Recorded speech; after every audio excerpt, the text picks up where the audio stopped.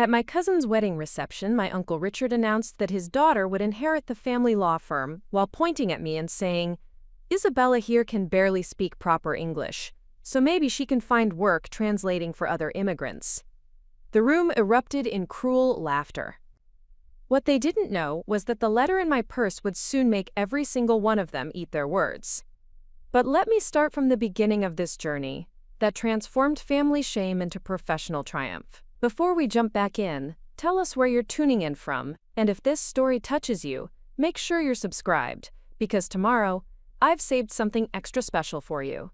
My name is Isabella Esperanza Rodriguez, and for 28 years, I have carried the weight of two worlds on my shoulders. The daughter of Maria and Carlos Rodriguez, immigrants who arrived in Chicago from Guadalajara with nothing but determination and dreams wrapped in worn suitcases, I grew up straddling the line between my family's rich Mexican heritage and my American-born aspirations. The Rodriguez family story began in 1995, when my parents stepped off a Greyhound bus at Union Station, carrying me as a 6-month-old infant. My father had worked as a mechanical engineer in Mexico, but his credentials meant nothing in this new country. My mother had been a literature teacher, but her eloquent Spanish held no value in American classrooms. They settled in Pilsen, a neighborhood where Spanish flowed as freely as English, and began the exhausting process of rebuilding their professional lives from scratch. While my father took night shifts at a manufacturing plant and attended English classes during the day, my mother cleaned office buildings downtown, studying law books she found discarded in corporate wastebaskets. They spoke to me in Spanish at home, filling our small apartment with the melodic rhythms of their native tongue, the language that carried their stories, their wisdom, and their love. This was the foundation of who I became, though I would spend years learning to see it as a strength rather than a burden. The American education system proved to be my first battlefield. Despite being born in Chicago, my Spanish-accented English marked me as different from the moment I entered kindergarten. Teachers would speak to me slowly, assuming I could not understand complex instructions. Classmates would mimic my pronunciation, turning my heritage into a source of entertainment for their amusement. But my parents understood something that escaped my young comprehension at the time. Education would be my pathway to opportunities they had been denied. Every evening after their exhausting workdays, they would sit beside me at our kitchen table, helping me with homework they could barely read, encouraging me to excel in a language that still felt foreign on their tongues. The Rodriguez extended family in Chicago presented a complex web of relationships and expectations that would shape my understanding of success and belonging.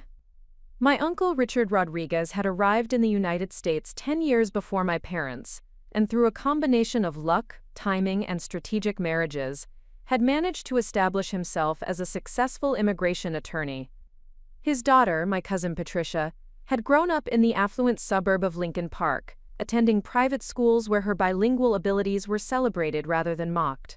Family gatherings became exercises in navigating unspoken hierarchies and subtle judgments.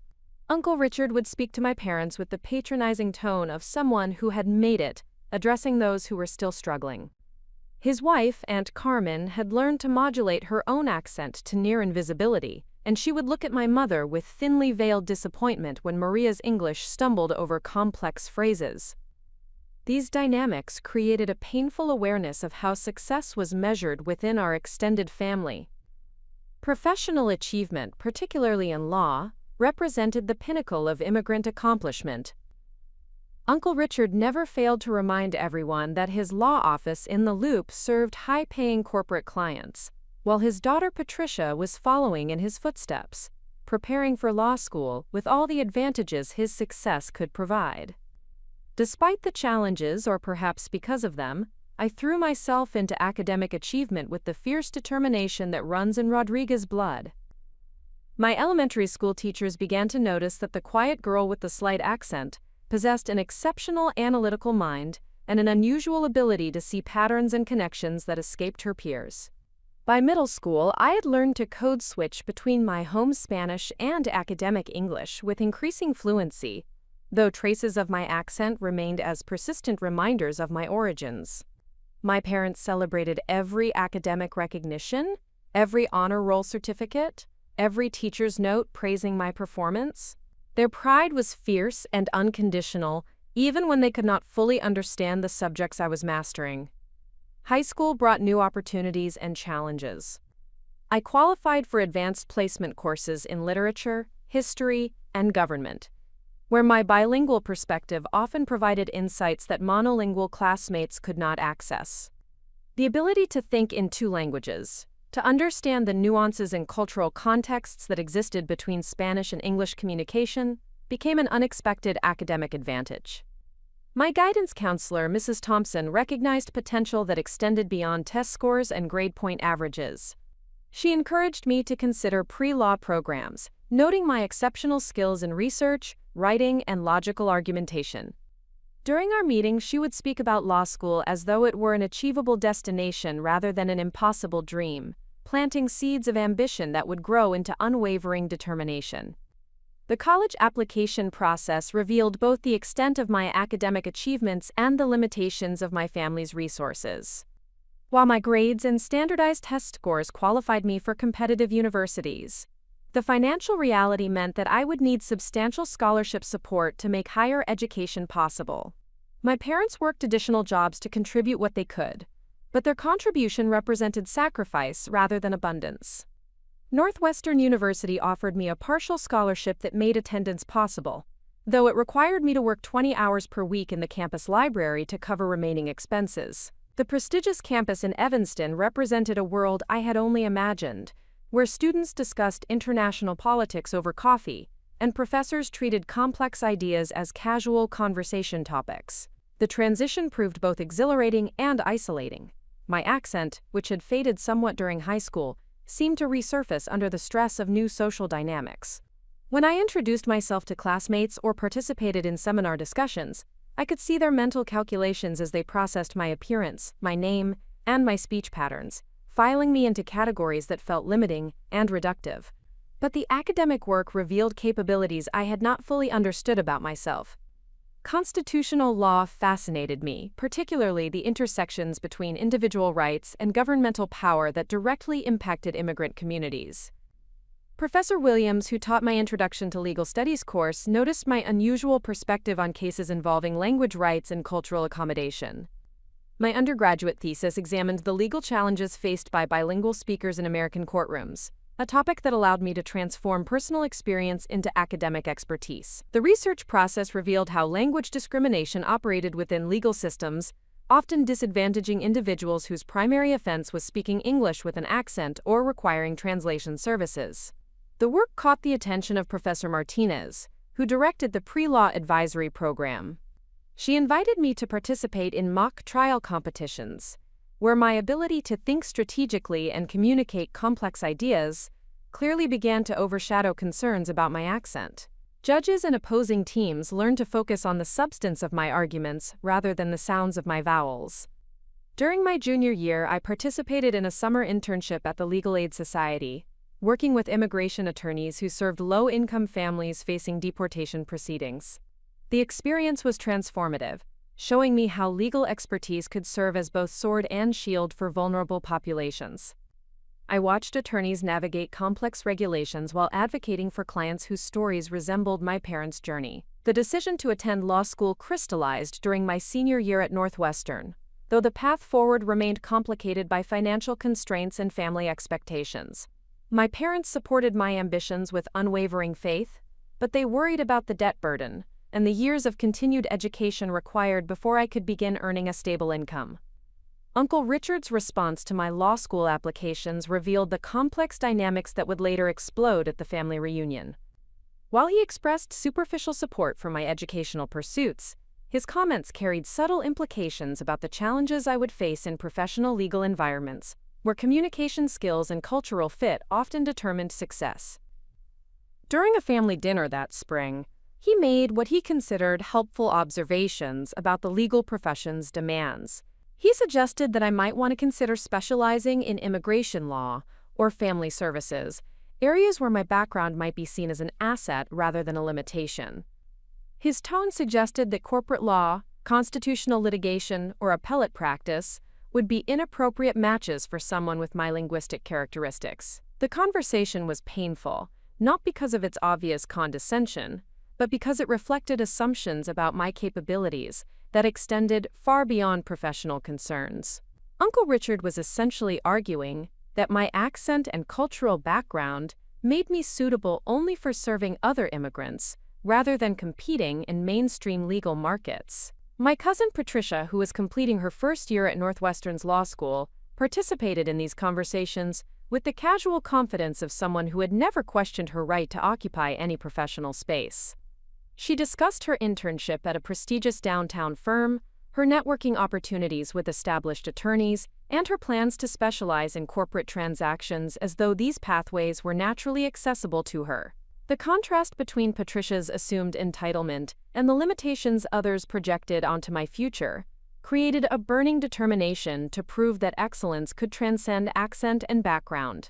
I would not allow others' limited imagination about my potential to define the scope of my achievements. Preparing and narrating this story took us a lot of time, so if you are enjoying it, subscribe to our channel. It means a lot to us. Now back to the story. The University of Chicago Law School acceptance letter arrived on a cold February morning, accompanied by a generous scholarship package that made attendance financially viable. The institution's reputation for rigorous intellectual challenge and its emphasis on legal theory aligned perfectly with my academic strengths and professional aspirations. The first-year curriculum proved demanding in ways that transcended academic difficulty. Constitutional law, contracts, torts, and criminal procedure required not just memorization of legal principles, but the development of legal reasoning skills that would allow me to analyze complex factual situations and apply appropriate legal frameworks. My contracts professor, Professor Chen, established a classroom environment where precision in language and argumentation was paramount. Students were expected to articulate legal concepts with exactness, to distinguish between similar but distinct legal principles, and to defend their reasoning against challenging hypotheticals. The rigor was intimidating, but it played to intellectual strengths I had been developing since childhood. During the first semester, I noticed that my accent occasionally prompted classmates to assume I might struggle with the demanding reading load or complex legal writing requirements. These assumptions proved to be significant underestimations of my capabilities. My undergraduate preparation in research and analysis, combined with the linguistic precision required for legal writing, allowed me to excel in courses that challenged many of my peers. The law review competition took place during the spring semester, requiring students to write a substantial legal analysis piece under tight deadlines while managing their regular coursework load. The topic I chose examined the constitutional implications of language discrimination in professional licensing examinations, drawing on both legal precedent and empirical research about bias in standardized testing. The piece was selected for publication, making me one of the youngest students ever to appear in the University of Chicago Law Review. Professor Martinez, who served on the editorial board, noted that my analysis brought a fresh perspective to questions that had been debated in legal circles for decades, without adequate consideration of the actual impact on affected communities. The summer after my first year of law school, I secured a competitive internship at Morrison, Wesley & Associates, a boutique firm specializing in constitutional litigation and appellate advocacy. The firm's reputation for taking on complex cases involving civil rights and governmental accountability aligned with my developing interests in using legal expertise to address systemic inequalities. Senior partner James Morrison assigned me to research projects that would typically be handled by second-year law students, testing my analytical capabilities on cases involving First Amendment protections, due process rights, and equal protection challenges. The work required me to synthesize information from multiple jurisdictions, identify relevant precedents, and draft memoranda that would inform the firm's litigation strategies. My research on a case involving language rights in courtroom proceedings caught Morrison's particular attention. The client was a Spanish-speaking defendant whose conviction had been compromised by inadequate translation services, and my analysis revealed both procedural violations and constitutional issues that provided grounds for appellate relief. Morrison invited me to participate in the brief writing process, contributing sections that addressed the intersection between language discrimination and due process rights. The experience of crafting legal arguments for review by federal appellate judges was both thrilling and intimidating, requiring precision in legal reasoning and clarity in written communication that would withstand scrutiny from some of the nation's most experienced legal minds. The case ultimately succeeded on appeal, with the court adopting several arguments I had researched and developed. Morrison made a point of acknowledging my contribution during the firm's celebration, noting that my unique perspective had strengthened their advocacy in ways that would not have been possible without my involvement. This success opened doors to additional opportunities within the firm, including the chance to observe oral arguments before the Seventh Circuit Court of Appeals, and to participate in client meetings where my bilingual capabilities proved valuable for serving Spanish-speaking clients facing constitutional challenges. My second year of law school brought increased recognition for academic achievement and practical legal skills. I was elected to serve as an executive editor for the Law Review, a position that required me to oversee the publication process for scholarly articles, while managing a team of student editors working on complex legal research projects. The role demanded leadership capabilities, organizational skills, and the ability to maintain publication standards while working with authors, professors, and legal practitioners who submitted work for consideration.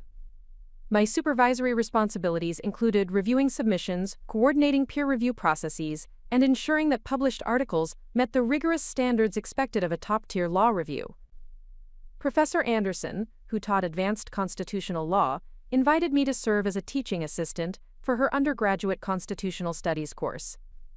The position required me to lead discussion sections, grade examinations, and hold office hours, where students could seek clarification on complex constitutional principles and landmark Supreme Court decisions.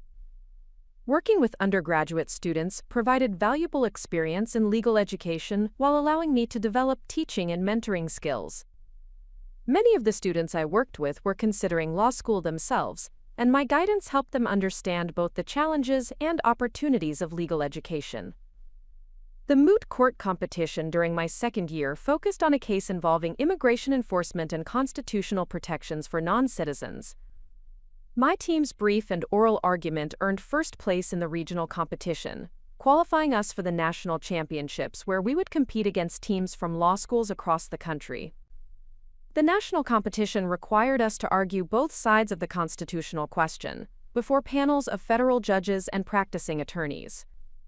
My performance during oral arguments drew particular praise from the judges, who noted the clarity of my legal reasoning and my ability to respond effectively to challenging questions about constitutional interpretation and practical implementation of legal principles. By my third year of law school, the transformation in my professional identity was becoming apparent to everyone around me.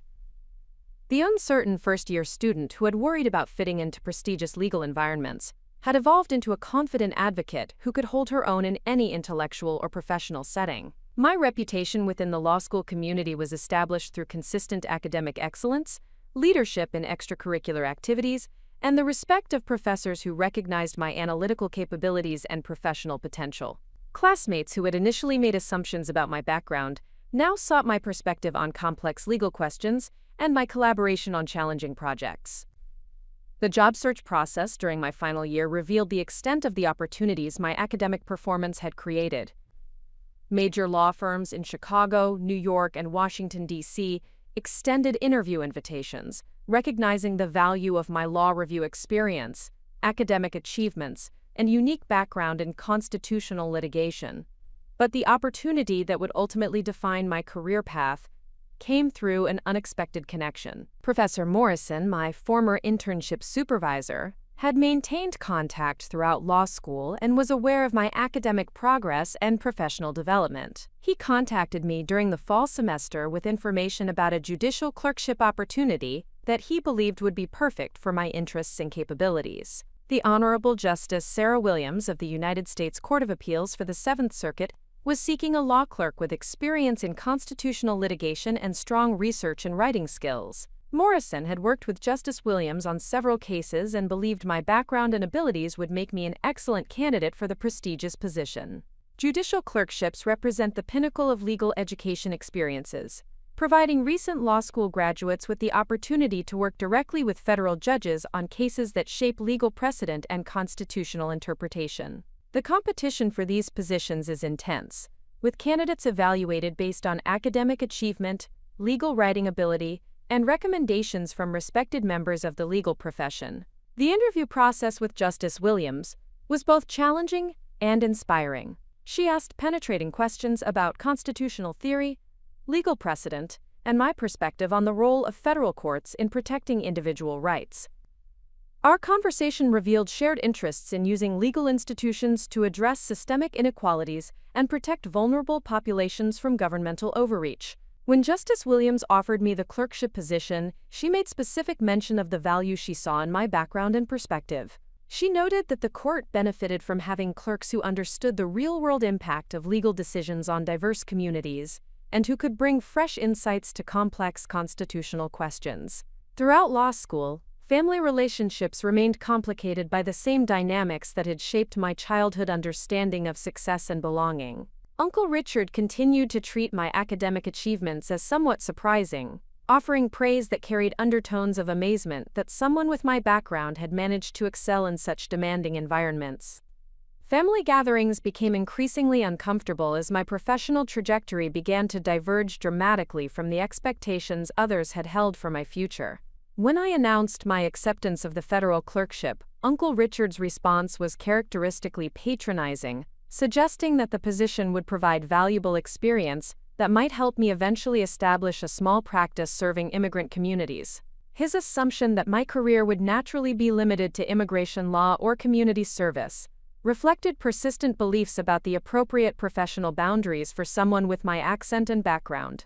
The idea that I might compete successfully in mainstream legal markets, argue cases before federal appellate courts, or develop expertise in constitutional law seemed to exceed his imagination about my potential. My cousin Patricia, who had secured a position at a mid-sized firm handling corporate transactions, began to express subtle competitiveness about our respective career paths. Her comments about my clerkship carried implications that judicial positions were academic rather than practical, suitable for students who preferred research to real legal practice. These family dynamics created additional motivation for professional excellence, though the drive came from a desire to prove my capabilities rather than seek approval from those who had consistently underestimated my potential. The federal clerkship represented an opportunity to demonstrate that accent and background were irrelevant to legal ability and professional achievement.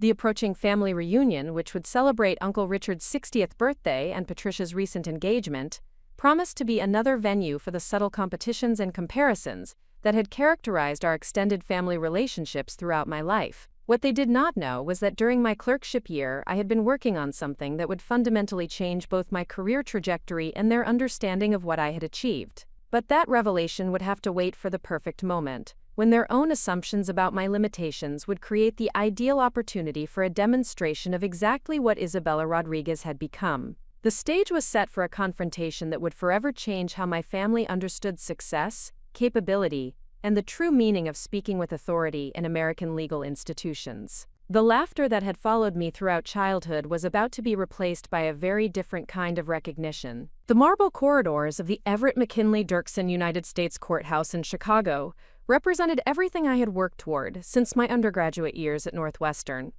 Walking through those halls on my first morning as a judicial clerk to the Honorable Justice, Sarah Williams felt like crossing a threshold between the aspirations I had carried throughout law school and the professional reality I was finally prepared to inhabit.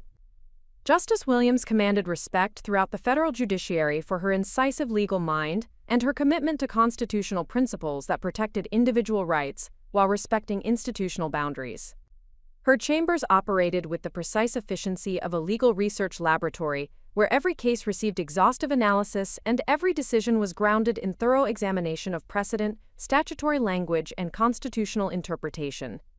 My role as her law clerk required me to conduct initial research on pending cases, draft memoranda analyzing legal issues and procedural questions, and prepare comprehensive briefing materials that would inform her decision-making process. The responsibility was both thrilling and intimidating, knowing that my research and analysis would directly influence judicial decisions that could establish binding precedent for future cases throughout the Seventh Circuit. The cases that came before Justice Williams represented the full spectrum of federal appellate jurisdiction, from complex commercial disputes involving multi-million-dollar transactions to constitutional challenges that would determine the scope of individual rights and governmental authority. Each case demanded precise legal analysis that could withstand scrutiny from the legal community, academic scholars, and potentially the Supreme Court, if further review were sought. My first major assignment involved researching a case that challenged municipal language policies affecting public services for non-English-speaking residents. The legal questions centered on whether local government requirements for English-only communications violated constitutional principles of equal protection and due process, issues that resonated deeply with my personal experience, while demanding objective legal analysis that transcended individual perspective. The research process revealed the intersection between constitutional theory and practical governance in ways that law school coursework had only suggested. Municipal defendants argued that English-only policies promoted administrative efficiency and encouraged assimilation, while plaintiffs contended that such requirements created discriminatory barriers to essential public services for vulnerable populations. Justice Williams assigned me to examine precedent from other circuits, addressing similar challenges, analyze the constitutional standards that courts had applied to language discrimination claims, and evaluate the strength of arguments on both sides of the dispute. The assignment required me to synthesize complex legal materials while maintaining the analytical objectivity essential to effective judicial decision-making. Working directly with Justice Williams provided insights into judicial reasoning that extended far beyond academic understanding of constitutional law. Her approach to legal analysis emphasized careful attention to factual details, rigorous examination of precedential authority, and consideration of the broader implications that individual decisions might have for future cases and legal development. The demands of federal judicial clerkship accelerated my professional development in ways that law school had prepared but could not fully simulate.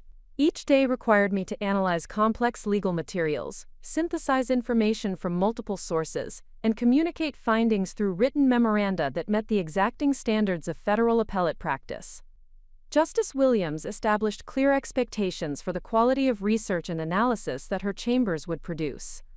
Legal memoranda needed to be comprehensive in scope, precise in legal reasoning, and clear in presentation to serve their intended purpose of informing judicial decision-making on cases that could establish binding precedent throughout the circuit. The writing process demanded skills that transcended traditional legal education, requiring me to translate complex constitutional principles into accessible analysis while maintaining the precision necessary for judicial decision-making.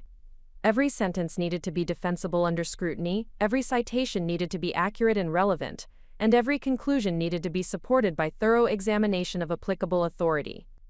My background in bilingual communication proved unexpectedly valuable in this demanding environment.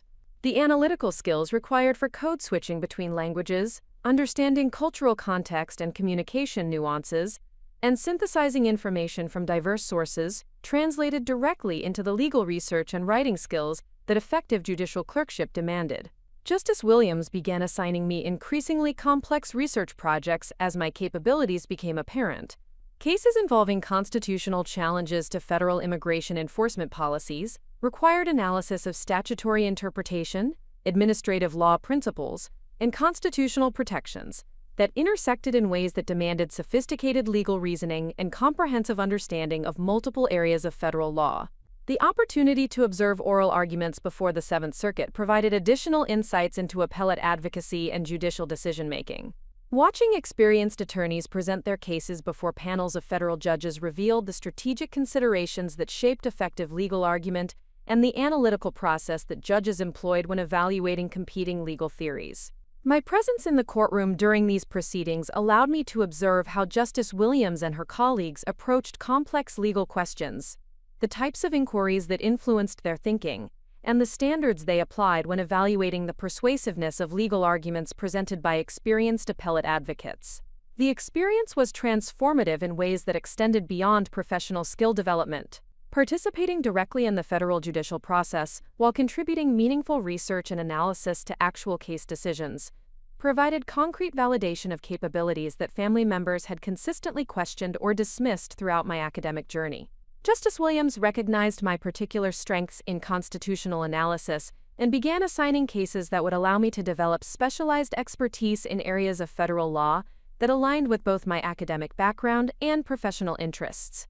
First Amendment cases involving freedom of speech and religious liberty required research that examined the historical development of constitutional protections alongside contemporary applications to modern legal disputes. One significant case involved a constitutional challenge to municipal restrictions on multilingual signage in commercial districts, raising questions about the intersection between First Amendment speech protections and local government authority to regulate business communications. The legal issues required me to examine precedent addressing commercial speech, content-based restrictions on expression, and the constitutional standards that courts applied when evaluating government regulations that affected linguistic diversity. My research revealed that courts had struggled to develop consistent approaches to language-related speech restrictions, with different circuits applying varying levels of constitutional scrutiny depending on their interpretation of the governmental interests involved and the impact on affected speech. This inconsistency created opportunities for the Seventh Circuit to provide clarifying guidance that could influence how similar cases were decided throughout federal appellate courts. Justice Williams encouraged me to examine the case from multiple analytical perspectives, considering not only the immediate legal questions, but also the broader constitutional principles that were at stake and the potential implications that the court's decision might have for future cases involving language rights and commercial expression. The analysis required me to synthesize materials from constitutional law, administrative regulation, municipal governance, and First Amendment jurisprudence to develop a comprehensive understanding of the legal landscape that the court would need to navigate when reaching its decision. The complexity demanded research skills and analytical capabilities that few law students develop during traditional academic programs. Due process cases involving procedural protections for individuals facing administrative enforcement actions provided additional opportunities to develop expertise in constitutional law applications. These cases required analyses of the procedural safeguards that the Constitution requires government agencies to provide when their actions affect individual rights or interests.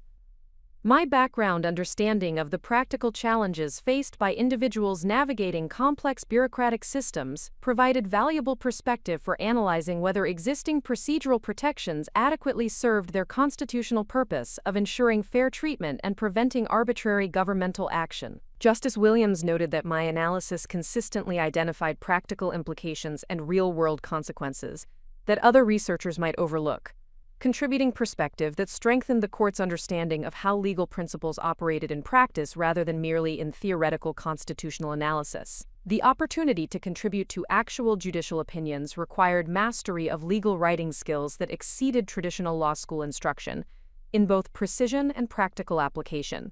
Federal appellate decisions needed to communicate complex legal reasoning clearly, while establishing precedent that lower courts and future panels could apply consistently to similar legal questions. Justice Williams assigned me to draft sections of opinions addressing constitutional issues that required careful explanation of legal principles, thorough examination of precedential authority, and clear articulation of the reasoning that supported the court's conclusions. The writing process demanded accuracy that could withstand scrutiny from appellate attorneys, academic scholars, and potentially reviewing courts. My first opportunity to contribute substantially to a published judicial opinion involved a case examining the constitutional requirements for language accommodation in federal administrative proceedings. The legal questions required analysis of due process protections, statutory interpretation of federal language access requirements, and practical considerations about implementation of constitutional mandates in diverse governmental contexts. The opinion section I drafted examined precedent from other circuits addressing similar constitutional questions, analyzed the applicable legal standards for evaluating due process claims, and articulated the reasoning that supported the court's conclusion about the procedural protections required in the specific factual context presented by the case. Justice Williams provided detailed feedback on multiple drafts, emphasizing the importance of precision in legal language, clarity in logical progression, and comprehensiveness in addressing potential counter-arguments or alternative interpretations that reviewing courts might consider. The revision process was intensive, but invaluable for developing the advanced legal writing skills essential for appellate practice. The published opinion incorporated my research and analysis, while reflecting Justice Williams' judicial philosophy and approach to constitutional interpretation. Seeing my legal reasoning and analysis contribute to binding federal precedent provided professional validation that transcended any recognition I had received during law school or academic achievement. Legal scholars and practitioners who commented on the decision in professional publications noted the opinion's thorough analysis and clear articulation of constitutional principles, praise that reflected the quality of research and writing that Justice Williams demanded from her chambers, and that I had been privileged to contribute. The experience of contributing to federal appellate precedent while working under the supervision of a respected federal judge provided professional credentials and practical experience that would distinguish me from other recent law school graduates when I eventually entered private practice or pursued other legal career opportunities. Working in Justice Williams' chambers provided access to a professional network that extended throughout the federal judiciary, academic legal community, and appellate bar practicing before federal courts. The relationships developed during my clerkship year would prove invaluable for future career advancement and professional development. Regular interaction with attorneys arguing cases before the Seventh Circuit allowed me to observe the highest levels of appellate advocacy, while building recognition within the community of practitioners who specialized in federal constitutional litigation. These attorneys represented major law firms, public interest organizations, and governmental entities, providing exposure to the full spectrum of legal practice at the appellate level. Several prominent appellate attorneys who appeared regularly before Justice Williams began to recognize the quality of legal analysis coming from her chambers and expressed interest in discussing potential career opportunities with clerks who had contributed to significant decisions. These informal conversations provided insights into different career paths available to clerks with strong research and writing capabilities. Academic conferences focusing on constitutional law and federal court practice provided additional opportunities for professional development and network expansion. Justice Williams encouraged my attendance at scholarly symposiums, where federal judges, law professors, and practitioners discussed current developments in constitutional jurisprudence and federal appellate practice. My presentations at these academic gatherings, discussing research findings from cases I had worked on during my clerkship, attracted attention from law school faculty members, practicing attorneys, and other federal law clerks who recognized the sophistication of my legal analysis and communication skills. The professional relationships developed through these academic and practice-oriented connections created opportunities for future collaboration and career advancement that would not have been available through traditional law school networking or entry-level legal positions. Justice Williams herself served as an invaluable mentor and professional reference, providing guidance about career development while offering insights into the legal profession that could only come from someone who had observed legal practice from the unique perspective of federal judicial service. Her recommendation and endorsement would carry significant weight with potential employers, whether in private practice, government service, or academic positions, providing professional credibility that would distinguish me from other candidates competing for prestigious legal opportunities. By the midpoint of my clerkship year, my specialized expertise in constitutional law, particularly in areas involving language rights and procedural due process, had become recognized within Justice Williams' chambers and among attorneys practicing before the Seventh Circuit. This specialization would prove crucial for my future career development and professional positioning. Complex cases involving First Amendment protections for multilingual expression required research that drew upon my understanding of both constitutional principles and practical challenges faced by diverse linguistic communities. My ability to analyze these issues from multiple perspectives while maintaining legal objectivity distinguished my work from more conventional constitutional analysis. Justice Williams began requesting my research input on cases that other chambers were handling, recognizing that my background and analytical approach provided valuable insights that could strengthen the court's collective understanding of constitutional issues affecting linguistic diversity and procedural fairness. Academic law journals began requesting articles based on research I had conducted during my clerkship, providing opportunities to contribute to scholarly discourse about constitutional interpretation and federal court practice. These publications would establish my credibility within academic legal communities while demonstrating research capabilities to potential employers. Speaking engagements at bar association conferences and continuing legal education programs allowed me to share insights about federal appellate practice, while building recognition among attorneys who might later provide career opportunities or professional collaboration. These presentations showcased both legal expertise and communication skills to audiences of experienced practitioners. The combination of practical experience, academic recognition, and professional networking created a foundation for career advancement that exceeded what most recent law school graduates could achieve through traditional entry-level positions. The clerkship provided both substantive legal experience and professional credibility that would support advanced career opportunities. Justice Williams' mentorship extended beyond immediate clerkship responsibilities to include guidance about long-term career planning and professional development.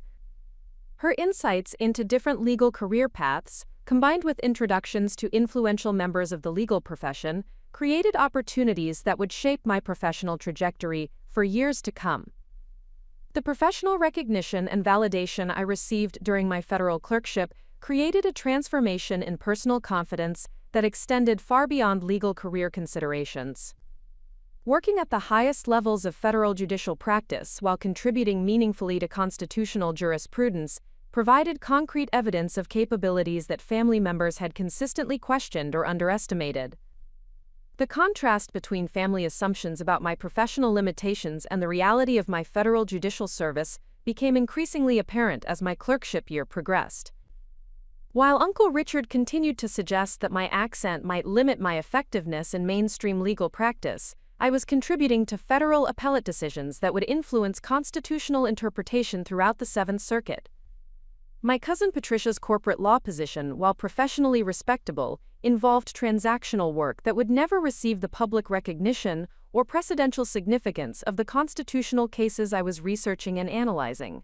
The comparison highlighted how family members' understanding of legal career hierarchy failed to recognize the prestige and importance of federal judicial service.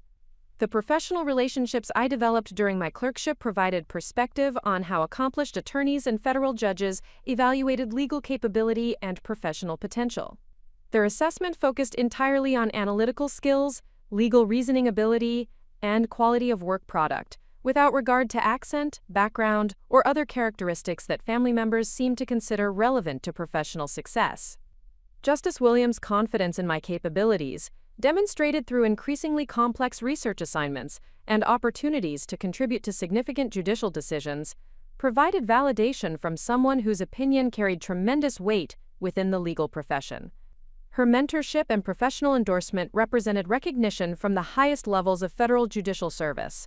The experience of working directly with federal appellate cases while contributing to binding legal precedent created professional confidence that would support any future career challenge or opportunity.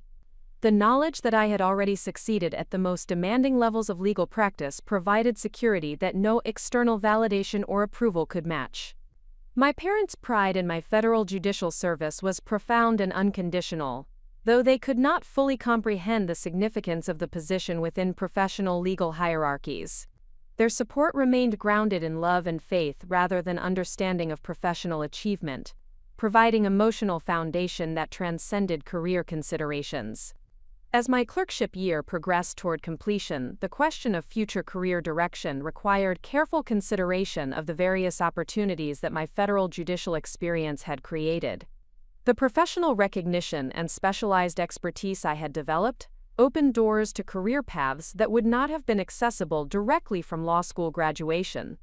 Major law firms specializing in appellate practice and constitutional litigation expressed interest in recruiting clerks from Justice Williams' chambers, recognizing the quality of training and experience that her demanding standards provided. These firms handled complex federal cases involving constitutional challenges, regulatory disputes, and appellate advocacy that aligned with my developing expertise and professional interests. Public interest organizations focused on civil rights and constitutional advocacy also provided compelling career opportunities that would allow me to use legal expertise in service of communities facing constitutional violations or governmental overreach.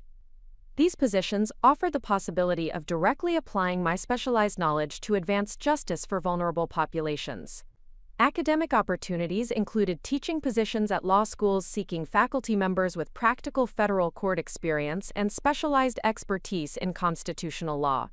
Several law professors had noted my research capabilities and suggested that academic legal careers might provide platforms for continuing the scholarly work I had begun during my clerkship. Government service offered additional possibilities, including positions with the Department of Justice or other federal agencies that required attorneys with constitutional law expertise and federal court experience. These opportunities would provide chances to shape legal policy while serving broader public interests. The decision process required consideration of personal values, professional objectives, and long-term career goals that extended beyond immediate financial or prestige considerations. Justice Williams provided guidance about different career paths, while emphasizing the importance of choosing opportunities that would utilize my unique capabilities, while advancing professional objectives that aligned with personal commitment to justice and constitutional principles. Family considerations remained complicated by persistent assumptions about appropriate professional boundaries for someone with my background. Uncle Richard continued to suggest that I should focus on immigration law or community legal services, apparently unable to recognize that my federal judicial experience had qualified me for opportunities at the highest levels of legal practice. The contrast between family expectations and actual professional opportunities available to me created additional motivation to demonstrate capabilities through career choices that would definitively establish my position within mainstream legal practice, rather than the limited roles others had envisioned for my future. The comparison highlighted how family members' understanding of legal career hierarchy failed to recognize the prestige and importance of federal judicial service. The professional relationships I developed during my clerkship provided perspective on how accomplished attorneys and federal judges evaluated legal capability and professional potential. Their assessment focused entirely on analytical skills, legal reasoning ability, and quality of work product, without regard to accent, background, or other characteristics that family members seemed to consider relevant to professional success. Justice Williams' confidence in my capabilities, demonstrated through increasingly complex research assignments and opportunities to contribute to significant judicial decisions, provided validation from someone whose opinion carried tremendous weight within the legal profession. Her mentorship and professional endorsement represented recognition from the highest levels of federal judicial service. The experience of working directly with federal appellate cases while contributing to binding legal precedent created professional confidence that would support any future career challenge or opportunity. The knowledge that I had already succeeded at the most demanding levels of legal practice provided security that no external validation or approval could match. My parents' pride in my federal judicial service was profound and unconditional, though they could not fully comprehend the significance of the position within professional legal hierarchies. Their support remained grounded in love and faith rather than understanding of professional achievement, providing emotional foundation that transcended career considerations. As my clerkship year progressed toward completion, the question of future career direction required careful consideration of the various opportunities that my federal judicial experience had created. The professional recognition and specialized expertise I had developed opened doors to career paths that would not have been accessible directly from law school graduation. Major law firms specializing in appellate practice and constitutional litigation expressed interest in recruiting clerks from Justice Williams' chambers, recognizing the quality of training and experience that her demanding standards provided. These firms handled complex federal cases involving constitutional challenges, regulatory disputes, and appellate advocacy that aligned with my developing expertise and professional interests.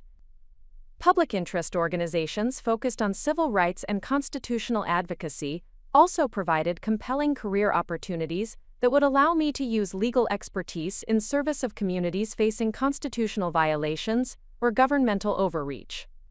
These positions offered the possibility of directly applying my specialized knowledge to advance justice for vulnerable populations. Academic opportunities included teaching positions at law schools seeking faculty members with practical federal court experience and specialized expertise in constitutional law. Several law professors had noted my research capabilities and suggested that academic legal careers might provide platforms for continuing the scholarly work I had begun during my clerkship. Government service offered additional possibilities, including positions with the Department of Justice or other federal agencies that required attorneys with constitutional law expertise and federal court experience. These opportunities would provide chances to shape legal policy while serving broader public interests. The decision process required consideration of personal values, professional objectives, and long-term career goals that extended beyond immediate financial or prestige considerations. Justice Williams provided guidance about different career paths, while emphasizing the importance of choosing opportunities that would utilize my unique capabilities, while advancing professional objectives that aligned with personal commitment to justice and constitutional principles. Family considerations remained complicated by persistent assumptions about appropriate professional boundaries for someone with my background. Uncle Richard continued to suggest that I should focus on immigration law or community legal services, apparently unable to recognize that my federal judicial experience had qualified me for opportunities at the highest levels of legal practice. The contrast between family expectations and actual professional opportunities available to me created additional motivation to demonstrate capabilities through career choices that would definitively establish my position within mainstream legal practice, rather than the limited roles others had envisioned for my future. Throughout my clerkship year, I had been accumulating professional achievements and recognition that would soon surprise family members who continued to underestimate my capabilities and career trajectory. Each successful research project, each published judicial opinion that incorporated my analysis, and each professional relationship developed through federal court service contributed to credentials that exceeded anything they imagined I had accomplished. The letter that would soon shock my family at the upcoming reunion represented the culmination of this hidden achievement accumulation.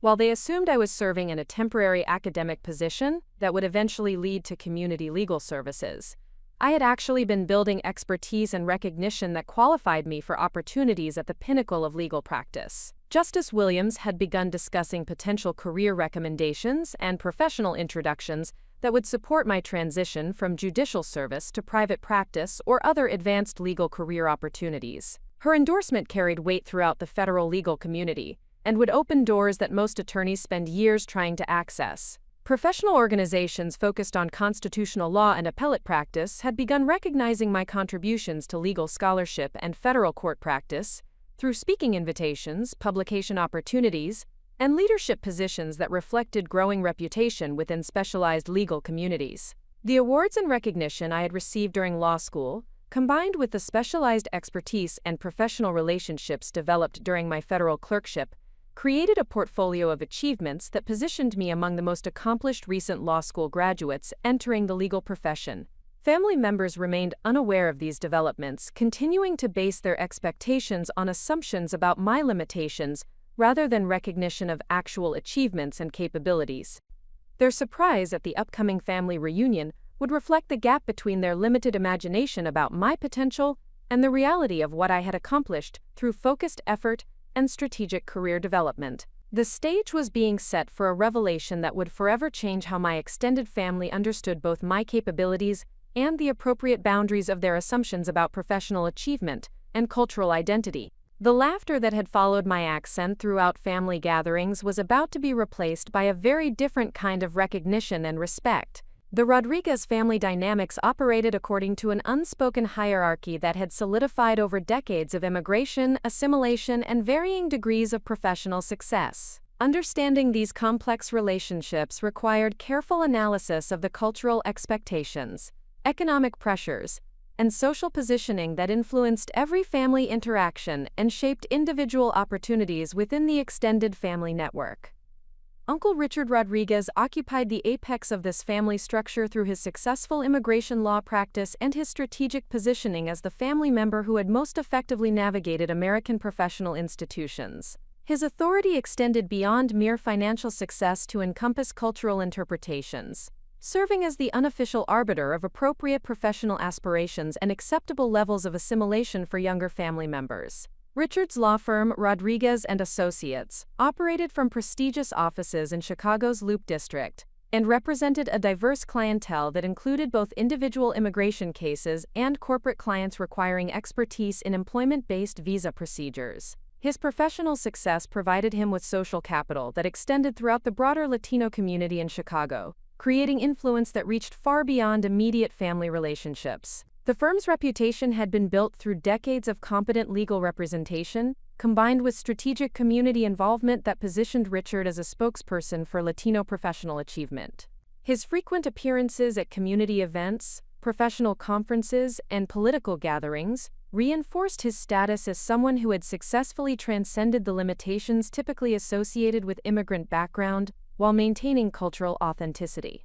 Aunt Carmen Rodriguez had played a crucial supporting role in this professional elevation through her own career in education administration and her careful cultivation of social relationships within Chicago's professional Latino community. Her involvement in charitable organizations and cultural institutions provided additional legitimacy to the family's claims of successful assimilation, while preserving essential cultural connections. The couple's approach to family leadership involved constant evaluation and subtle direction of younger family members' career choices, educational decisions, and professional development. Their guidance carried the authority of demonstrated success, combined with intimate understanding of the challenges facing Latino professionals in competitive American institutions. My cousin Patricia represented the next generation of this family success story, having been positioned from childhood to inherit both professional opportunities and cultural expectations that would continue the family's trajectory of achievement and influence. Her educational path through private schools and prestigious universities had been carefully orchestrated to maximize her competitive advantages while minimizing potential obstacles. Patricia's engagement to Michael Chen, a successful investment banker whose family had also navigated complex immigration and assimilation challenges, represented strategic alliance building that would extend the family's professional network while maintaining appropriate cultural balance. The relationship demonstrated sophisticated understanding of how personal choices could advance broader family objectives. This elaborate family structure created specific expectations and limitations for my own professional development that extended far beyond simple career guidance. My role within this hierarchy had been predetermined based on assumptions about my capabilities, appropriate professional boundaries, and the most effective ways to utilize whatever limited talents family members attributed to my potential. Chicago's legal community operated according to its own complex hierarchy that intersected with but remained distinct from family expectations and cultural positioning.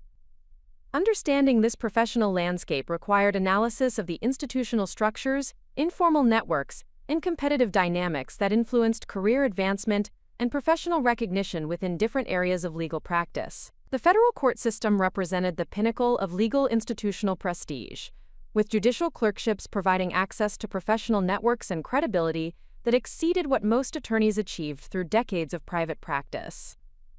Federal judges commanded respect throughout the legal community that transcended specific practice areas or client relationships, creating opportunities for their law clerks that would not be available through traditional career paths. Justice Williams' position within this judicial hierarchy was particularly significant due to her reputation for rigorous legal analysis and her influence on constitutional law development throughout the Seventh Circuit. Attorneys who practiced appellate law recognized the quality of training that clerks from her chambers received and the competitive advantages that such experience provided for future career advancement. The appellate bar that practiced before federal courts represented a specialized segment of the legal profession that required exceptional research capabilities, sophisticated legal writing skills, and comprehensive understanding of constitutional and federal statutory interpretation. These attorneys handled complex cases that often established binding precedent and influenced legal development across multiple jurisdictions. Major law firms that specialized in appellate practice and constitutional litigation actively recruited clerks from prestigious federal judicial chambers, recognizing the value of training and experience that such positions provided. These recruitment efforts created career opportunities that bypassed traditional entry-level positions, while providing immediate access to sophisticated legal work and prestigious client relationships. Public interest organizations focused on constitutional advocacy and civil rights litigation represented alternative career paths that attracted clerks with specialized expertise in federal court practice and constitutional interpretation.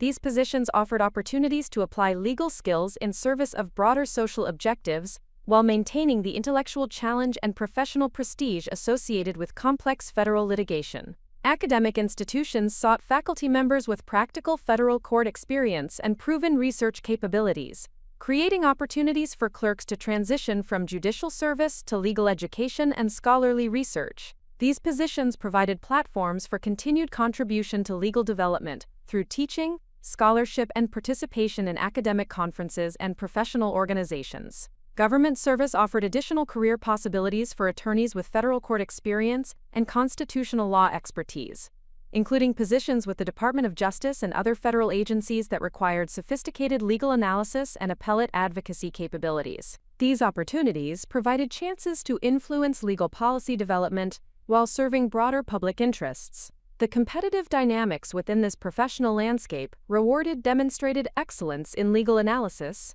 proven writing capabilities, and established relationships within the federal legal community. Success required not only technical legal skills but also strategic career positioning and professional networking that could support continued advancement and opportunity creation.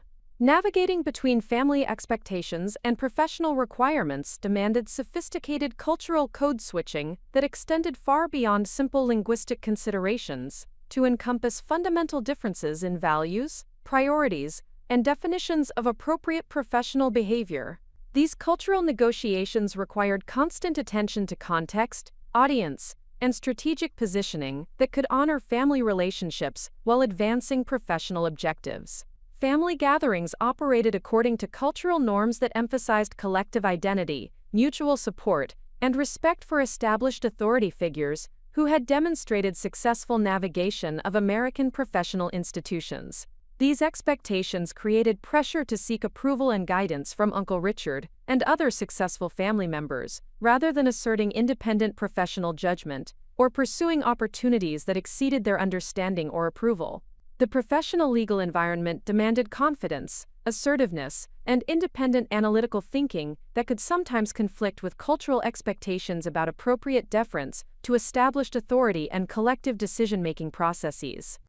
Success in federal court practice required individual excellence and strategic positioning that might appear inconsistent with cultural values that prioritized family harmony and collective advancement.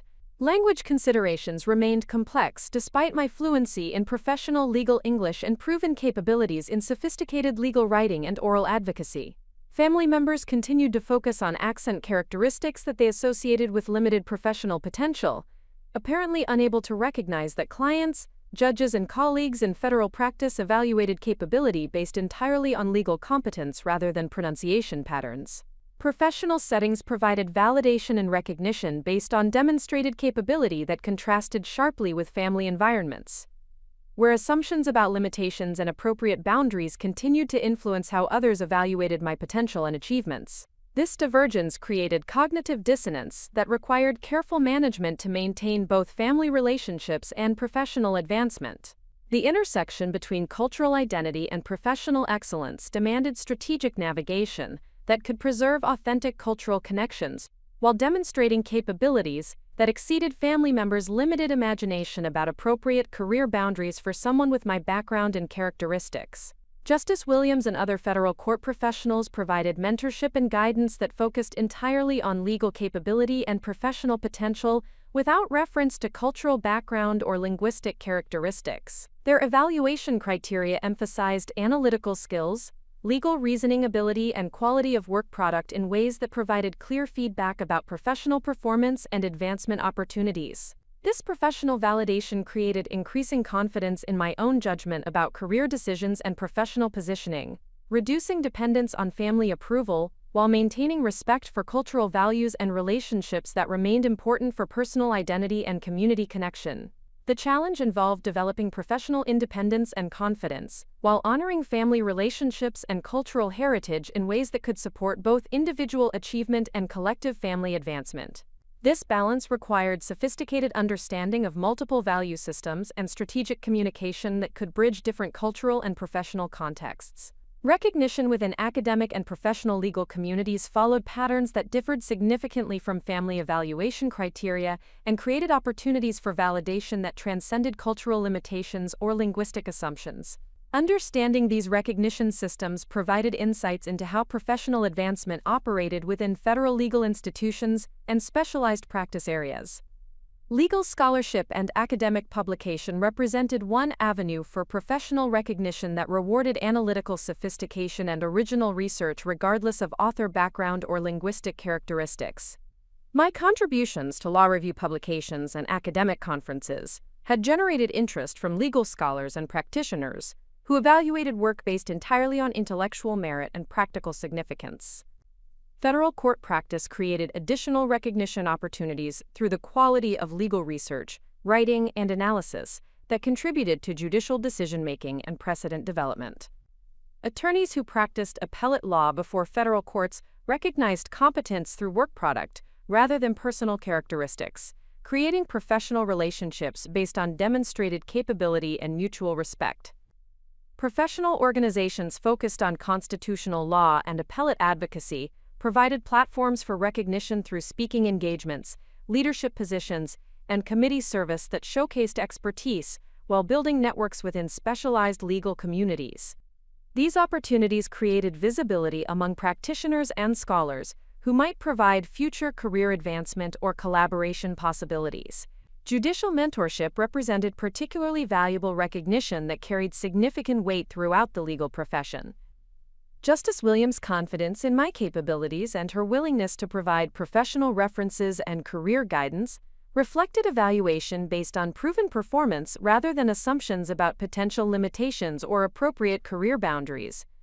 Awards and honors from professional legal organizations acknowledged achievement based on objective criteria related to legal competence and professional contribution, rather than cultural background or personal characteristics. These recognitions provided external validation that could counter family assumptions while establishing credibility within broader professional communities. Client feedback and peer evaluation within federal court practice focused on results achieved and quality of legal representation provided rather than personal characteristics or communication style. This professional evaluation system rewarded excellence in legal analysis and advocacy, while minimizing the significance of factors that family members seem to consider relevant to professional success.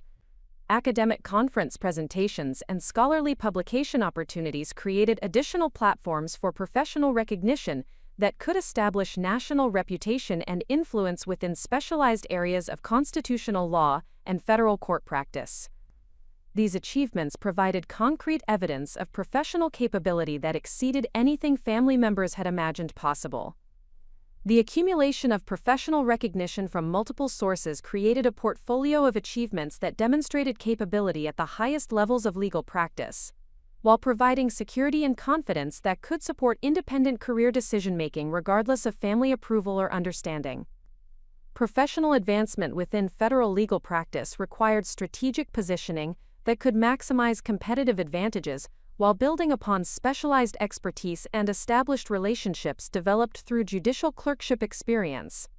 This strategic development demanded careful analysis of market opportunities, institutional dynamics, and long-term career objectives that aligned with personal values and professional capabilities.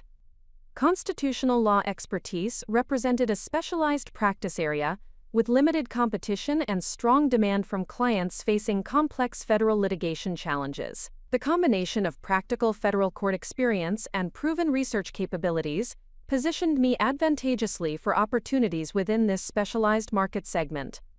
Appellate advocacy skills developed through judicial clerkship experience provided additional competitive advantages for positions requiring sophisticated legal writing and oral argument capabilities. These skills were particularly valuable for law firms handling complex federal appeals and constitutional challenges that demanded exceptional legal analysis and presentation abilities. Professional relationships developed within the federal judiciary and appellate bar created access to opportunities that would not be available through traditional job search processes. These network connections provided insights into upcoming positions, client needs, and market developments that could inform strategic career planning and opportunity identification. Academic credentials combined with practical federal court experience created unique positioning for opportunities that required both scholarly capability and proven legal practice skills. This combination was particularly valuable for positions involving legal education, policy development, or public interest advocacy that demanded both theoretical understanding and practical application experience. Language skills and cultural competency provided additional competitive advantages for clients requiring sophisticated legal representation in cases involving constitutional challenges to language policies or discrimination claims based on national origin characteristics. This expertise created market opportunities that other attorneys could not adequately address. Justice Williams' mentorship and professional endorsement represented valuable positioning assets that could influence career opportunities throughout the federal legal community. Her recommendation carried weight that could overcome potential obstacles while providing credibility that would support advanced career positioning regardless of client or employer preferences. Publication record and speaking experience created additional positioning advantages through established reputation within academic and professional legal communities. These credentials demonstrated thought leadership and expertise that could attract sophisticated clients and career opportunities, requiring proven intellectual capability. This strategic combination of specialized expertise, practical experience, professional relationships, and established reputation created positioning that exceeded what most recent law school graduates could achieve through traditional career paths. This competitive advantage provided security and confidence for pursuing opportunities that aligned with professional objectives and personal values. Managing family expectations while pursuing professional objectives that exceeded their understanding or approval required sophisticated communication strategies and careful boundary maintenance that could preserve relationships while protecting career advancement opportunities. These dynamics created ongoing tension that demanded strategic navigation and emotional resilience. Uncle Richard's continued assumptions about appropriate professional boundaries for my career reflected his limited understanding of the opportunities that federal judicial experience had created and the market value of constitutional law expertise within contemporary legal practice. His suggestions about immigration law specialization demonstrated inability to recognize the breadth of career options available to attorneys with my credentials and experience. Family discussions about my professional future consistently underestimated both my achievements and my potential, creating frustrating conversations that required patience and strategic communication to avoid direct confrontation while maintaining professional independence. These interactions revealed the persistence of assumptions based on cultural stereotypes, rather than actual capability or demonstrated performance. The pressure to seek family approval for career decisions conflicted with professional advice from Justice Williams and other mentors who encouraged independent decision-making based on market opportunities and personal objectives, rather than family consensus or cultural expectations about appropriate professional roles. Patricia's competitive comments about our respective career paths reflected her own insecurity about professional positioning, combined with family dynamics that had always positioned her as the designated success story who would inherit professional opportunities and family approval. Her engagement and upcoming marriage provided additional context for family gathering dynamics that would influence reunion interactions. Maintaining respectful relationships with family members who consistently underestimated my capabilities required emotional discipline and strategic communication that could acknowledge their concern while protecting my professional autonomy and career development opportunities. This balance demanded ongoing attention to family harmony without sacrificing professional advancement. The approaching family reunion represented both opportunity and challenge for addressing these dynamics in a public setting where family hierarchy and professional achievement would be displayed and evaluated by extended family members and family friends who had observed my development over decades. Cultural expectations about appropriate professional behavior and family loyalty created additional complexity for managing relationships while pursuing career objectives that might appear inconsistent with traditional values about collective decision-making and deference to established family authority figures. The tension between authentic professional achievement and family approval created internal conflict that required resolution through demonstrated capability, rather than defensive argument or emotional confrontation.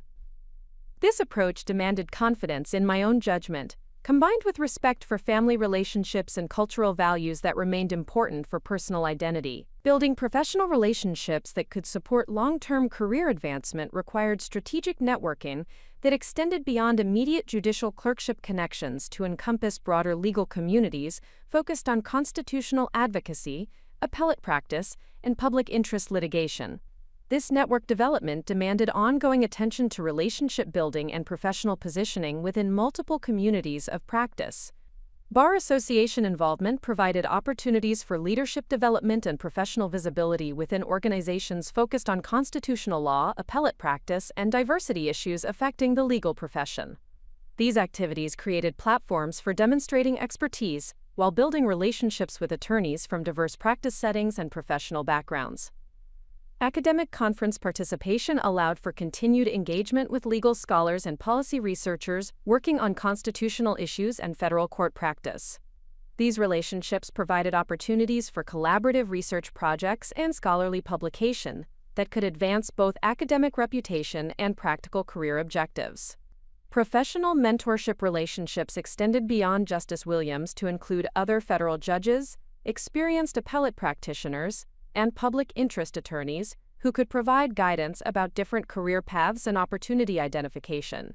These mentoring connections created access to insights and advice that could inform strategic career planning.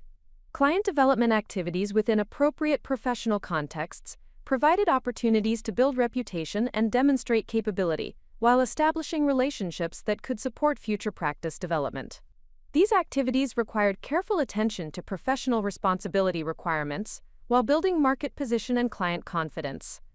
Speaking engagement opportunities at continuing legal education programs and professional conferences created visibility within legal communities, while establishing reputation as a thought leader and expert in specialized practice areas. These presentations provided platforms for sharing expertise while building professional relationships and market recognition. Professional organization leadership positions offered opportunities for skill development and network building, while contributing to the advancement of legal practice and professional development within specialized areas of constitutional law and federal court advocacy. The strategic combination of relationship-building activities created a comprehensive network of professional connections that could support various career pathways while providing security and opportunity identification, regardless of specific career decisions or market developments that might affect individual opportunities. Throughout this period of professional development and strategic positioning, I had been accumulating achievements and recognition that remained largely invisible to family members, who continued to base their expectations on outdated assumptions about my capabilities and career trajectory. This hidden achievement portfolio would soon provide the foundation for a dramatic revelation that would permanently alter family dynamics and professional positioning. Federal judicial opinions incorporating my research and analysis had established binding precedent throughout the Seventh Circuit, while contributing to constitutional law development in areas affecting language rights and procedural due process. These published decisions represented permanent contributions to American jurisprudence that carried my analytical fingerprints even when my direct contribution remained invisible to casual observers. Professional recognition from appellate attorneys and constitutional law scholars had generated speaking invitations, publication opportunities, and consulting requests that reflected growing reputation within specialized legal communities. These professional relationships provided concrete validation of capability that exceeded anything family members imagined I had achieved. Academic publication credits and scholarly conference presentations had established national visibility within constitutional law and federal court practice communities. These credentials demonstrated intellectual leadership and practical expertise that positioned me among the most accomplished recent law school graduates entering specialized legal practice. Client development success and professional positioning within competitive legal markets had created opportunities for advanced career placement that would soon surprise family members who continued to assume my professional options were limited to community legal services or immigration law practice, focused on serving other Latino families. The letter that would soon shock the family reunion represented the culmination of strategic career development and professional achievement that had been progressing quietly while family members remained focused on surface characteristics rather than substantive accomplishment and market positioning. Justice Williams' recommendation and professional endorsement had created access to career opportunities that few attorneys achieve, regardless of background or personal characteristics. Her confidence in my capabilities reflected proven performance at the highest levels of federal legal practice. The contrast between family assumptions about my limitations and the reality of professional achievement and opportunity would soon create a moment of revelation that would forever change how extended family members understood both my capabilities and the appropriate boundaries of their cultural expectations and professional evaluation criteria. The notification arrived through Justice Williams' chambers on a February morning when Chicago's winter winds howled through the federal courthouse corridors with particular intensity. The Supreme Court of the United States was seeking amicus curiae brief submissions for a case that would determine the constitutional boundaries of language accommodation requirements in federal administrative proceedings. This opportunity represented the intersection of my specialized expertise, professional positioning, and strategic career objectives in ways that would prove transformative for both my professional trajectory and my family's understanding of my capabilities. The case, Martinez versus Department of Homeland Security, centered on constitutional challenges to federal agency policies that required English-only communications in immigration enforcement proceedings. The legal questions involved fundamental issues of due process, equal protection, and administrative law that directly aligned with the constitutional expertise I had developed during my federal judicial clerkship, while addressing practical concerns that resonated with my personal understanding of language discrimination challenges.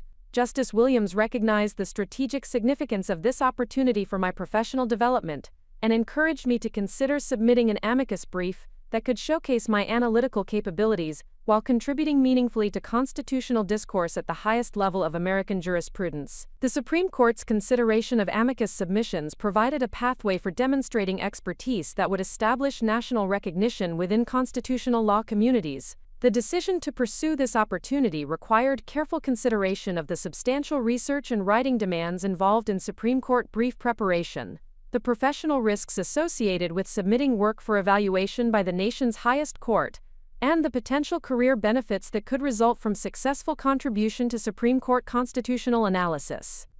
The research phase demanded comprehensive examination of constitutional precedent, federal administrative law, and empirical studies regarding language accommodation effectiveness in governmental proceedings.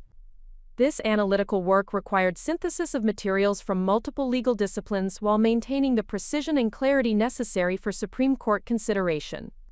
Justice Williams provided guidance about Supreme Court brief writing conventions and analytical standards, while emphasizing the importance of original legal reasoning that could contribute fresh perspective to constitutional questions that had been debated in lower courts without definitive resolution. Her mentorship proved invaluable for understanding the strategic considerations that influenced effective Supreme Court advocacy. The opportunity represented my first independent legal project that would operate entirely outside the protective environment of judicial chambers, while subjecting my work to evaluation by Supreme Court justices, constitutional law scholars, and the broader federal appellate community. This professional exposure created both extraordinary opportunity and significant risk that required careful preparation and strategic execution.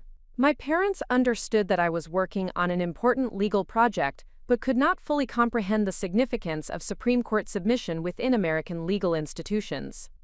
Their support remained unconditional and encouraging, though it was grounded in faith and love, rather than professional understanding of the achievement this opportunity represented.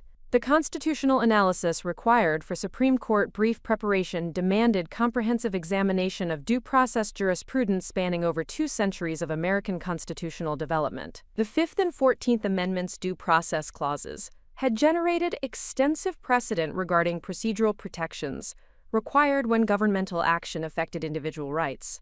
But the specific application to language accommodation remained unsettled across different circuit courts. The research process revealed significant inconsistency in how federal courts had approached language accommodation requirements in administrative proceedings.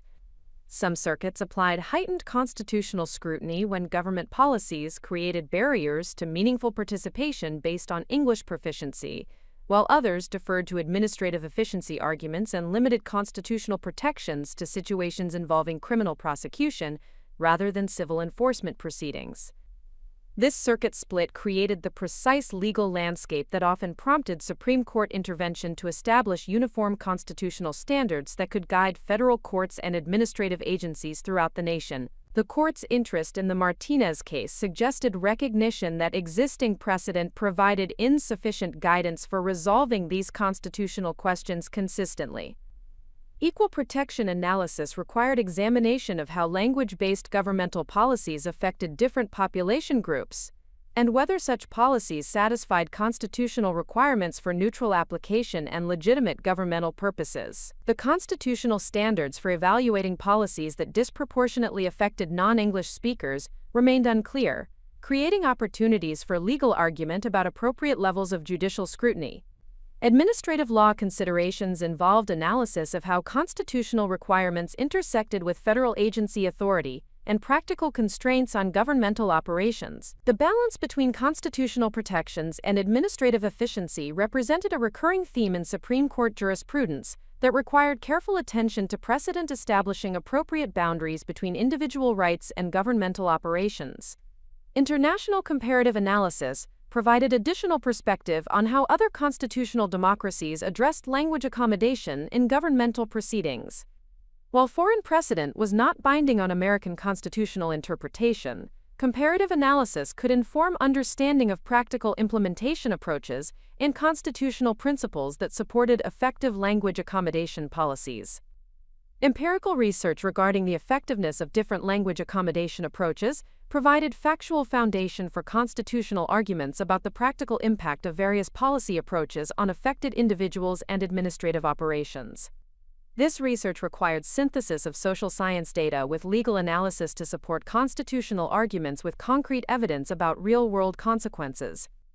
The integration of these diverse research materials into coherent constitutional analysis demanded sophisticated legal reasoning that could synthesize complex precedent while presenting original arguments that contributed meaningfully to Supreme Court constitutional discourse. This analytical challenge required capabilities that exceeded traditional law school preparation while building upon the research skills I had developed during my federal judicial clerkship. Supreme Court brief writing demanded precision, clarity, and analytical sophistication that exceeded any legal writing I had previously undertaken. The document needed to communicate complex constitutional arguments to justices with diverse judicial philosophies, while presenting legal reasoning that could influence precedent affecting millions of Americans facing language barriers in federal administrative proceedings. The opening statement required immediate establishment of the constitutional significance of the issues presented, while articulating the specific legal questions that warranted Supreme Court resolution. This introduction needed to capture the court's attention, while demonstrating the broader implications that extended beyond the immediate parties to affect fundamental questions of constitutional interpretation and governmental authority. Constitutional argument development required careful progression through precedential analysis that could establish the legal foundation for my position, while distinguishing contrary authority and addressing potential counterarguments that opposing parties might advance.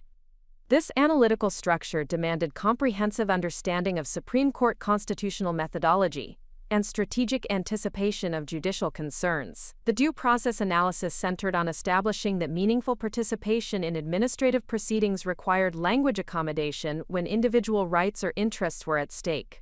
This argument required synthesis of procedural due process precedent, with practical analysis of how language barriers affected individual ability to understand proceedings and respond effectively to governmental action. Equal protection arguments focused on demonstrating that policies requiring English-only communications in federal proceedings created discriminatory effects that violated constitutional principles of neutral governmental treatment. This analysis required careful attention to Supreme Court precedent regarding facially neutral policies that produce disparate impacts on protected population groups. Administrative law sections address the intersection between constitutional requirements and federal agency authority, while proposing implementation approaches that could satisfy constitutional mandates without creating undue administrative burdens. This analysis required balance between constitutional principles and practical governmental operations that could withstand judicial scrutiny. The conclusion needed to articulate specific relief requested while demonstrating how the proposed constitutional interpretation would advance both individual rights and effective governmental administration. This section required strategic presentation of the broader implications that Supreme Court resolution could have for federal administrative practice throughout the government. The editing and revision process involved multiple drafts that refined legal reasoning, improved clarity of presentation, and strengthened constitutional arguments through more precise analysis and more effective integration of supporting authority. Justice Williams provided invaluable feedback during this revision process, while maintaining appropriate boundaries regarding her own judicial responsibilities. The Supreme Court brief submission required strategic activation of the professional network I had developed during my federal judicial clerkship to secure endorsements, gather supporting materials, and build credibility for the constitutional arguments I was advancing. This networking effort represented my first independent professional project that relied entirely on relationships and reputation I had established through demonstrated capability rather than institutional affiliation. Former federal law clerks who had transitioned to Supreme Court practice provided insights about brief writing strategy, submission procedures, and the analytical approaches that proved most effective for capturing judicial attention. These conversations revealed the competitive landscape surrounding Supreme Court advocacy, while providing practical guidance about positioning arguments for maximum impact. Constitutional law professors at leading academic institutions offered to review drafts and provide scholarly perspective on the legal arguments I was developing. Their feedback proved invaluable for strengthening analytical foundations while ensuring that my constitutional interpretation aligned with broader academic discourse about due process and equal protection principles. Public interest organizations focused on civil rights and language access issues expressed interest in supporting the brief submission through organizational endorsements and resource sharing. These partnerships provided additional credibility while demonstrating the practical significance of the constitutional questions for affected communities throughout the nation. Professional legal organizations representing attorneys who practiced immigration and administrative law indicated willingness to coordinate their own amicus submissions to complement the constitutional analysis I was providing. This coordination created opportunities for comprehensive legal argument that addressed multiple aspects of the constitutional questions from different professional perspectives. The American Bar Association's relevant committees provided feedback on the practical implications of different constitutional interpretations for federal administrative practice. Their insights helped refine arguments about implementation approaches while strengthening the brief's analysis of how constitutional requirements could be satisfied without disrupting essential governmental operations. Federal court clerks from other circuits shared research materials and analytical insights that strengthened the brief's treatment of circuit split issues and comparative analysis of different judicial approaches to language accommodation questions. This collaboration provided comprehensive understanding of how federal courts throughout the nation had addressed similar constitutional challenges. The professional support and collaboration that emerged during this process provided concrete validation of the reputation and relationships I had developed during my federal judicial service. The willingness of experienced attorneys and legal scholars to invest time and resources in supporting my Supreme Court submission reflected recognition of both the quality of my legal analysis and the significance of the constitutional issues I was addressing. The intensive demands of Supreme Court brief preparation required careful management of family relationships and expectations during a period when my professional focus necessarily limited availability for traditional family obligations and social interactions. These dynamics created additional complexity for maintaining family harmony while pursuing extraordinary professional opportunities that family members could not fully understand or appreciate. Uncle Richard's inquiries about my post-clerkship activities reflected continued assumptions about appropriate career trajectories and professional opportunities available to someone with my background. His suggestions about establishing an immigration law practice or pursuing positions with community legal organizations demonstrated persistent inability to recognize the scope of opportunities that federal judicial experience had created. Conversations with family members about my current work required careful explanation of Supreme Court procedures and constitutional law concepts that exceeded their understanding of American legal institutions. These discussions revealed the gap between my professional development and family comprehension while highlighting the need for strategic communication that could maintain relationships without compromising professional focus. Patricia's competitive comments about our respective career developments reflected her own uncertainty about how federal judicial experience compared with corporate law practice in terms of prestige, career advancement potential, and long-term professional positioning. Her engagement preparations created additional family dynamics that influenced how professional achievements were discussed and evaluated within family contexts. My parents' pride in my professional work remained unconditional and encouraging, though it was necessarily based on faith and trust rather than detailed understanding of Supreme Court significance within American legal institutions. Their support provided emotional foundation that sustained intensive work demands while maintaining connection to family values and cultural heritage.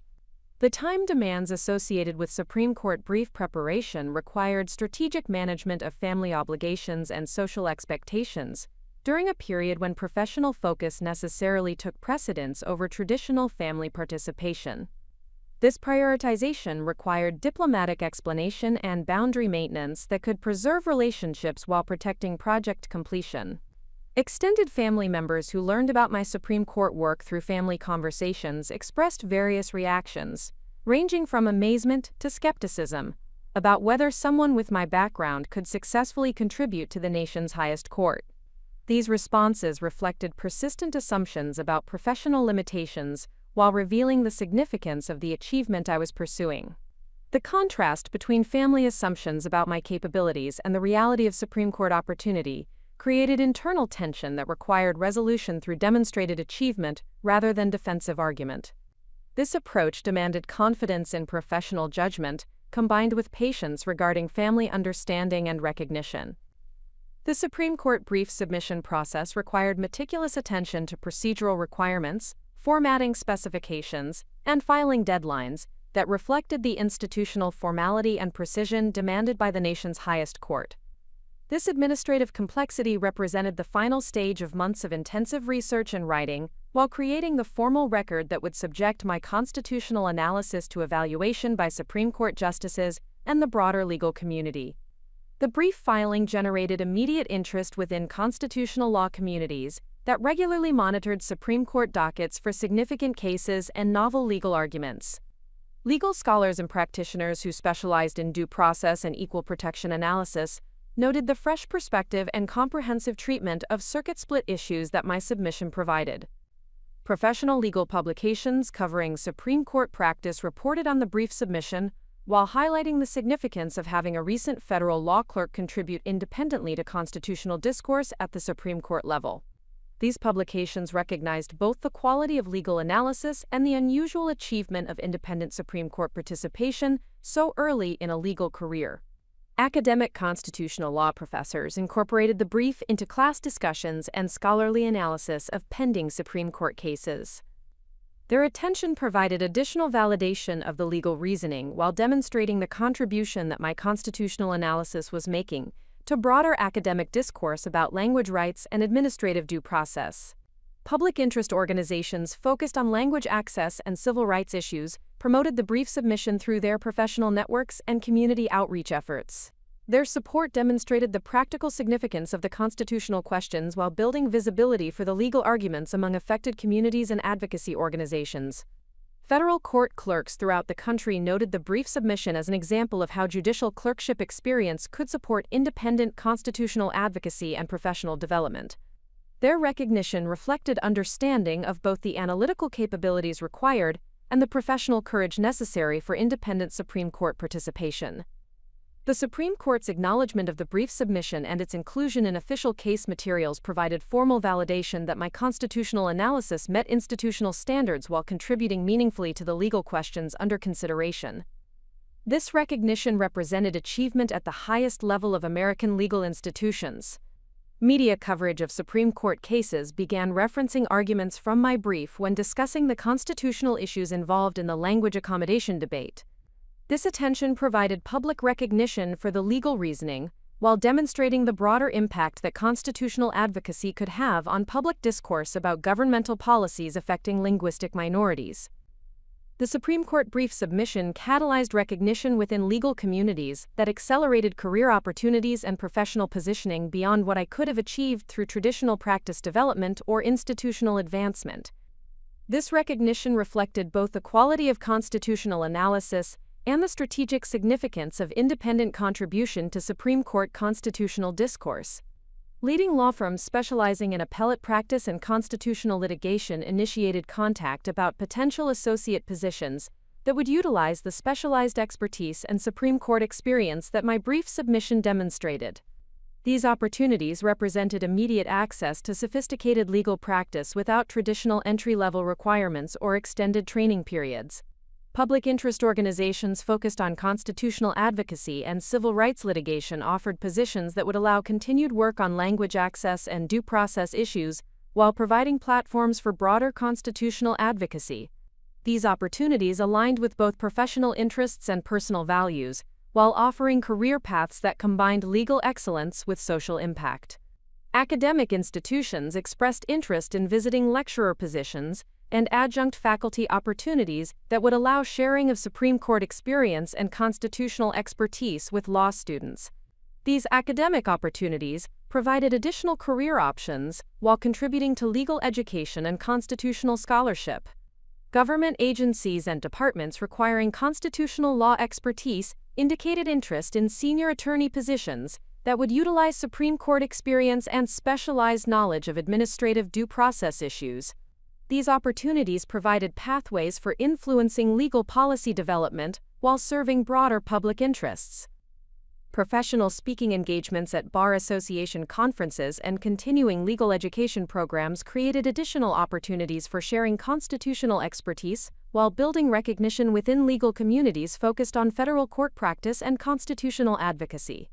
These presentations showcased analytical capabilities while expanding professional networks.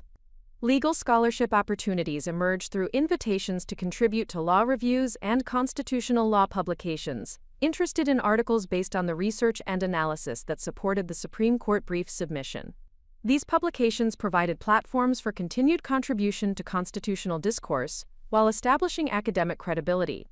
The acceleration of professional recognition and opportunity creation demonstrated how strategic career positioning and exceptional achievement could compress traditional advancement timelines while creating access to opportunities typically reserved for attorneys with decades of experience and established practice reputations.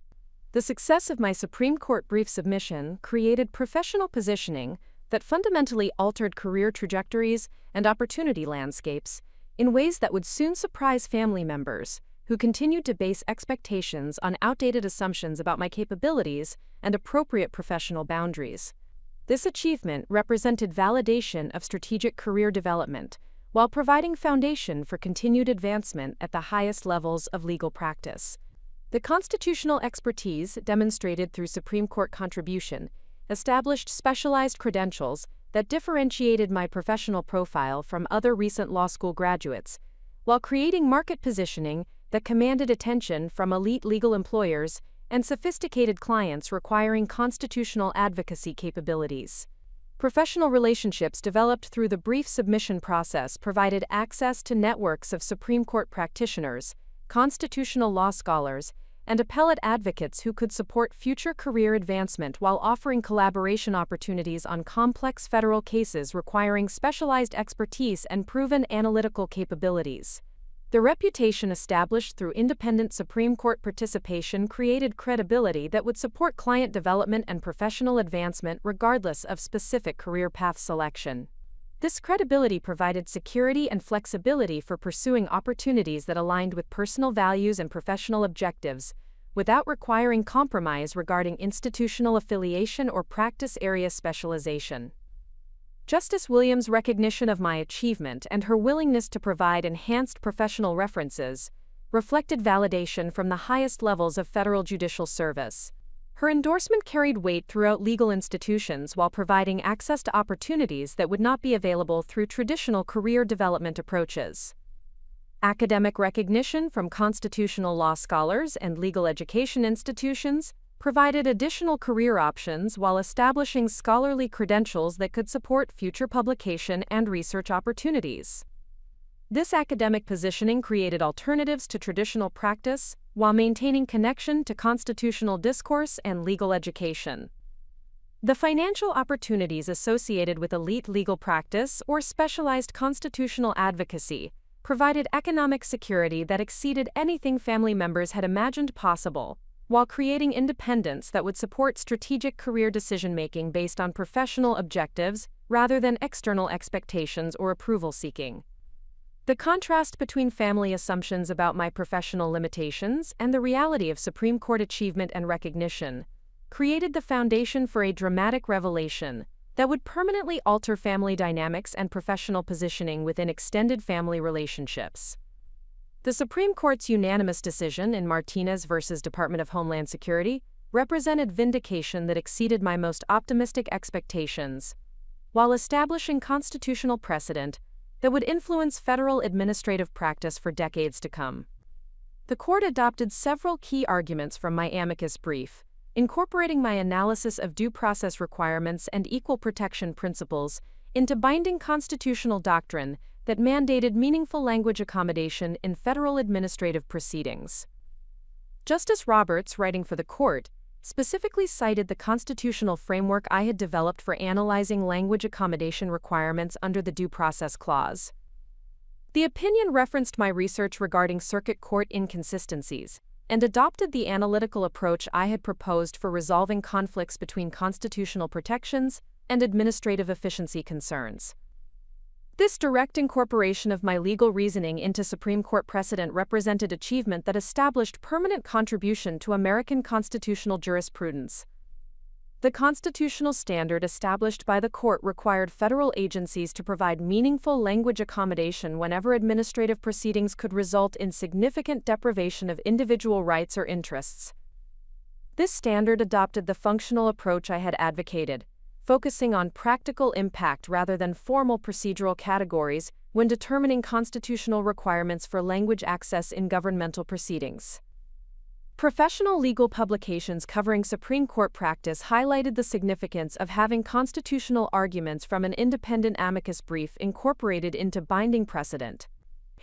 Legal scholars noted the sophisticated analysis and fresh perspective that my submission had provided, recognizing both the quality of constitutional reasoning and the strategic importance of the issues addressed. The decision generated immediate implementation requirements throughout federal administrative agencies, creating substantial demand for constitutional expertise and compliance guidance that positioned me advantageously for consulting opportunities and specialized practice development. Federal agencies required assistance understanding the new constitutional mandates while developing policies that could satisfy judicial scrutiny. Academic constitutional law programs incorporated the Martinez decision into their curricula, with several professors requesting permission to use excerpts from my amicus brief as teaching materials for courses addressing due process and equal protection analysis. This educational adoption provided additional validation while contributing to the development of future constitutional lawyers. The professional recognition generated by Supreme Court citation created opportunities that transcended traditional career advancement timelines. Major law firms, government agencies, and public interest organizations recognized the specialized expertise and proven analytical capabilities that Supreme Court success demonstrated, offering positions that would typically require years of practice development and reputation building. My parents celebrated the achievement with characteristic pride and unconditional support, though their understanding remained necessarily limited by their distance from American legal institutions. Their joy reflected recognition that their daughter had accomplished something extraordinary, even without complete comprehension of the Supreme Court's significance within constitutional governance structures. Williams & Connolly, one of the nation's most prestigious litigation firms, initiated contact within days of the Supreme Court decision through their appellate practice group, which specialized in constitutional advocacy and complex federal litigation. The firm's reputation for handling only the most sophisticated legal matters and representing clients in high-stakes constitutional challenges aligned perfectly with my developing expertise and professional aspirations. The recruitment process began with informal conversations designed to assess mutual interest and cultural compatibility. Senior partner Margaret Williams, who had argued numerous cases before the Supreme Court, expressed particular interest in my constitutional analysis and the innovative legal reasoning that had influenced the Martinez decision. Her recognition of my analytical capabilities transcended any consideration of background characteristics or linguistic features. The firm's appellate practice group handled constitutional challenges for Fortune 500 corporations, facing regulatory enforcement actions, civil rights organizations pursuing systemic litigation, and individual clients whose cases raised significant federal constitutional questions. This practice area required attorneys who could navigate complex constitutional doctrine while developing strategic approaches to novel legal questions. Partner interviews revealed the firm's commitment to intellectual excellence and strategic thinking that prioritized legal reasoning capabilities over traditional credentials or institutional pedigree. The partners evaluated analytical skills, constitutional expertise, and potential for independent contribution to sophisticated legal practice rather than focusing on conventional career progression markers. The compensation structure offered reflected the firm's recognition of specialized constitutional expertise and the market value of Supreme Court experience. The financial package exceeded typical entry-level associate positions while providing immediate partnership track consideration based on demonstrated capability rather than traditional advancement timelines. Professional development opportunities included direct client responsibility for constitutional matters, collaboration with senior partners on Supreme Court cases, and leadership roles in complex federal litigation requiring sophisticated legal analysis and strategic case development. These opportunities represented immediate access to the highest levels of legal practice. The firm's client base included technology companies facing First Amendment challenges, healthcare organizations confronting regulatory enforcement actions, and civil rights groups pursuing constitutional litigation that could establish precedent affecting vulnerable populations. This diverse representation aligned with my interests in using constitutional expertise to address systemic inequalities. Williams and Connolly's commitment to pro bono constitutional advocacy provided additional opportunities for meaningful legal work that advanced social justice objectives, while maintaining the intellectual rigor and professional excellence that characterized the firm's approach to all legal representation. Recognition of the growing demand for specialized constitutional expertise in federal administrative compliance created opportunities for developing educational and consulting services that could serve governmental agencies, private organizations, and legal practitioners, requiring guidance on language accommodation requirements and related constitutional mandates.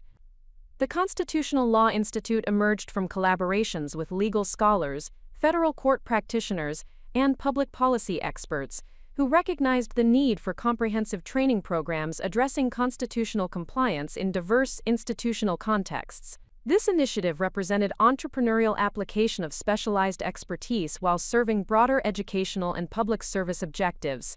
The Institute's curriculum development required synthesis of constitutional doctrine, practical implementation guidance, and case study analysis that could serve attorneys, administrators, and policy professionals working in organizations affected by federal constitutional requirements.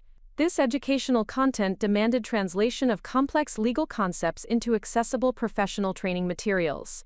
Faculty recruitment attracted constitutional law professors, former federal law clerks, and experienced practitioners who could contribute expertise in different aspects of constitutional compliance and federal administrative practice. This collaborative approach created comprehensive educational programming that addressed theoretical foundations and practical applications.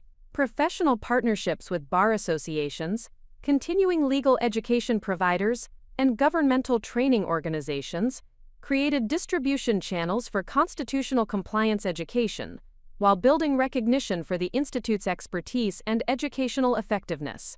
These partnerships provided sustainable revenue streams while advancing broader professional development objectives. Corporate clients requiring constitutional compliance training included multinational corporations with diverse workforces, healthcare systems serving multilingual populations, and technology companies facing federal regulatory scrutiny regarding language access policies. These engagements provided practical experience in constitutional implementation while generating substantial consulting revenue. Government agency partnerships focused on developing constitutional compliance frameworks that could satisfy judicial requirements while maintaining operational efficiency. These collaborations provided insights into federal administrative challenges while contributing to effective implementation of constitutional mandates across governmental institutions. Academic affiliations with law schools and public policy programs created additional opportunities for scholarly collaboration and curriculum development, while establishing institutional relationships that could support long-term professional development and continued contribution to constitutional scholarship. The Supreme Court's success generated significant media attention that created platforms for public education about constitutional issues while establishing recognition as a leading expert on language rights and federal administrative law. This visibility provided opportunities for broader impact beyond traditional legal practice while building reputation that would support diverse career objectives. National Public Radio featured interviews discussing the Martinez decision and its implications for federal administrative practice. These appearances provided opportunities to explain complex constitutional concepts to general audiences, while demonstrating the practical significance of constitutional protections for individuals facing language barriers in governmental proceedings. Legal periodicals and constitutional law journals requested articles analyzing the Martinez decision and its broader implications for due process jurisprudence. These publications provided platforms for continued contribution to constitutional scholarship while establishing credentials within academic and professional legal communities. Congressional testimony opportunities emerged through legislative committees examining federal agency compliance with constitutional requirements. These appearances provided direct input into federal policy development while demonstrating expertise to governmental decision-makers responsible for administrative law reform. Professional conference presentations at National Bar Association meetings and academic symposiums created additional platforms for sharing constitutional expertise while building recognition within legal communities focused on federal court practice and constitutional advocacy. Television appearances on legal news programs provided opportunities to discuss constitutional developments affecting administrative law and federal regulatory practice. These media engagements reached broader professional audiences while establishing recognition as an authoritative source for constitutional analysis. Editorial contributions to major newspapers addressed constitutional issues affecting immigrant communities and language minorities, connecting specialized legal expertise with broader public policy discussions. These publications demonstrated commitment to using constitutional knowledge for public education and social advocacy. The thought leadership recognition generated through media engagement created opportunities for consulting relationships with policy organizations, academic institutions, and governmental agencies requiring constitutional expertise for strategic planning and compliance development initiatives. The visibility and recognition generated by Supreme Court success accelerated network development beyond traditional legal communities to encompass policy researchers, academic institutions, advocacy organizations, and international human rights groups working on language access and constitutional protection issues. The American Bar Association invited participation in committees focused on constitutional law development and federal court practice improvement. These leadership opportunities provided platforms for influencing professional standards while building relationships with attorneys practicing at the highest levels of federal litigation. International human rights organizations expressed interest in collaboration on comparative constitutional analysis and cross-border advocacy regarding language rights in governmental proceedings. These partnerships provided opportunities for global perspective on constitutional issues while contributing to international human rights development. Academic research collaborations with constitutional law scholars at leading universities created opportunities for joint scholarship and policy analysis that could influence both legal doctrine and practical implementation of constitutional requirements. These partnerships combined theoretical expertise with practical experience for comprehensive constitutional research. Public interest law organizations focused on civil rights advocacy sought partnerships for strategic litigation that could advance constitutional protections for linguistic minorities and immigrant communities. These collaborations aligned with personal values while providing opportunities for meaningful constitutional advocacy. Corporate diversity and inclusion consulting emerged as an unexpected application of constitutional expertise, as organizations sought guidance on developing policies that could satisfy legal requirements while promoting inclusive workplace cultures. These engagements provided substantial revenue while advancing broader social objectives. Government relations consulting opportunities developed through recognition of expertise in federal administrative law and constitutional compliance. These engagements provided input into policy development while building relationships with governmental decision-makers responsible for regulatory implementation.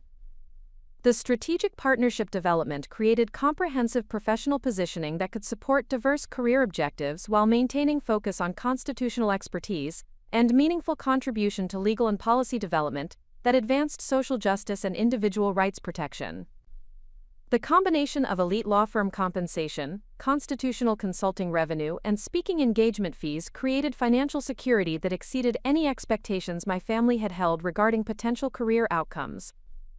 This economic independence provided foundation for strategic career decision-making based on professional objectives and personal values, rather than external approval or financial pressure. The Williams and Connolly associate position provided base compensation that reflected market recognition of specialized constitutional expertise and Supreme Court experience. The partnership track consideration offered long-term earning potential that positioned me among the highest compensated attorneys in constitutional practice. Constitutional consulting through the Institute generated additional revenue streams that diversified income sources while building independent practice capabilities that could support entrepreneurial career development. These engagements provided both financial returns and professional satisfaction, through meaningful contribution to constitutional compliance and legal education. Speaking engagement honoraria from academic conferences, professional associations, and corporate training programs created supplementary income that reflected market value of constitutional expertise and communication capabilities. These engagements provided both financial benefits and professional recognition within diverse professional communities. Publication royalties from law review articles and constitutional analysis contributed additional revenue while establishing long-term income potential through continued scholarly contribution. These publications provided both immediate financial returns and ongoing professional credibility through academic recognition. The financial positioning created opportunities for strategic philanthropy and community investment that could advance social justice objectives while building reputation within advocacy communities. This charitable capacity provided platforms for meaningful contribution beyond direct legal practice. Investment opportunities in legal technology and constitutional advocacy organizations provided both financial returns and strategic positioning within emerging markets related to legal services and constitutional compliance. These investments demonstrated sophisticated understanding of legal industry development while generating long-term wealth accumulation. The economic security created independence from family financial support or approval while providing resources for continued professional development, advanced education, or entrepreneurial ventures that aligned with personal values and career objectives. The approaching family reunion required careful consideration of how to present professional achievements and career development in ways that could educate family members about constitutional law practice, while managing competitive dynamics and cultural expectations that had historically influenced family relationships and professional evaluation. Uncle Richard's continued assumptions about appropriate career boundaries for someone with my background created ongoing tension that required strategic navigation. His suggestions about immigration law specialization demonstrated persistent inability to recognize the scope of opportunities that constitutional expertise and Supreme Court experience had created. The challenge involved communicating extraordinary professional achievement while maintaining family relationships and cultural connections that remained important for personal identity and community belonging. This balance required sophisticated cultural competency and strategic communication that could bridge different value systems and professional understanding levels. Patricia's upcoming wedding provided additional context for family gathering dynamics that would influence how professional achievements were discussed and evaluated within family social structures. Her engagement celebration created celebratory atmosphere that could either facilitate or complicate discussion of professional developments. My parents' pride in my achievements remained unconditional and supportive, though their understanding was necessarily limited by their distance from American legal institutions and constitutional law practice. Their joy provided emotional foundation that sustained professional focus while maintaining authentic cultural connections. Extended family members who learned about Supreme Court success through informal family communications expressed reactions ranging from amazement to skepticism about whether someone with my accent and background could achieve recognition at the highest levels of American legal institutions. The strategic communication planning involved developing approaches that could educate family members about constitutional law significance while demonstrating achieved excellence without appearing arrogant or dismissive of their concerns and perspectives. The preparation process required emotional resilience and strategic thinking that could manage competitive family dynamics while protecting professional achievements and maintaining authentic relationships with family members whose approval and recognition had historically been important for personal validation and community belonging. The accumulation of professional achievements during the months following Supreme Court success created a comprehensive portfolio that demonstrated excellence at the highest levels of constitutional practice while establishing credentials that exceeded typical career advancement timelines and traditional professional development patterns. The Supreme Court citation represented permanent contribution to American constitutional jurisprudence that would influence federal administrative practice for decades, while establishing national recognition within constitutional law communities and federal court practice specializations. Elite law firm partnership track positioning provided career security and advancement potential that reflected market recognition of specialized expertise and proven analytical capabilities. This professional positioning created long-term earning potential while providing access to sophisticated legal practice and prestigious client representation. Constitutional consulting success through the Institute demonstrated entrepreneurial capability and market recognition of educational expertise, while creating independent revenue streams that diversified professional positioning and provided foundation for continued business development. Media recognition as a constitutional thought leader established public credibility and professional visibility that transcended traditional legal practice boundaries, while providing platforms for continued contribution to constitutional discourse and public education. Academic recognition through scholarly publication and conference presentations created credibility within legal education communities, while establishing foundation for potential academic career development or continued scholarly contribution alongside practice activities. Professional network development encompassed relationships with Supreme Court practitioners, federal judges, constitutional law scholars, policy researchers, and advocacy organization leaders who could support continued career advancement while providing collaboration opportunities for meaningful constitutional work. The financial security created through diverse revenue streams provided independence and strategic flexibility for pursuing career opportunities based on professional objectives and personal values rather than external expectations or approval-seeking behavior. The achievement portfolio created foundation for dramatic family reunion revelation that would permanently alter family dynamics while demonstrating the contrast between assumed limitations and actual professional accomplishment at the highest levels of American legal institutions.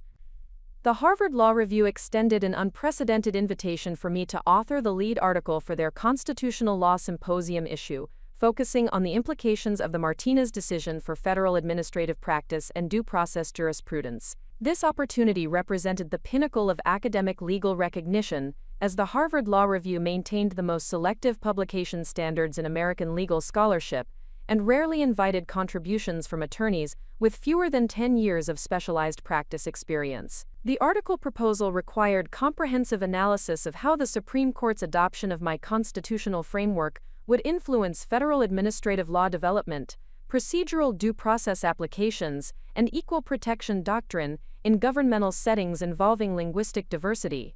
This analytical scope demanded synthesis of constitutional theory, practical implementation considerations, and empirical research regarding the effectiveness of different language accommodation approaches across federal agencies. The research process for this publication required examination of federal agency implementation efforts during the 6 months following the Martinez decision. This investigation revealed significant variation in how different agencies interpreted constitutional requirements, with some departments developing comprehensive language accommodation programs, while others maintained minimal compliance approaches that tested the boundaries of constitutional mandate interpretation. The writing process demanded precision in legal analysis that exceeded even Supreme Court brief requirements, as law review articles required exhaustive citation to supporting authority, comprehensive treatment of alternative interpretations, and original theoretical contributions that advanced constitutional scholarship beyond existing academic discourse. The Harvard Law Review editorial process maintained exacting standards that required multiple revisions and peer review evaluation. Up next, you've got 2 more standout stories right on your screen. If this one hit the mark, you won't want to pass these up. Just click and check them out. And don't forget to subscribe and turn on the notification bell so you don't miss any upload from us.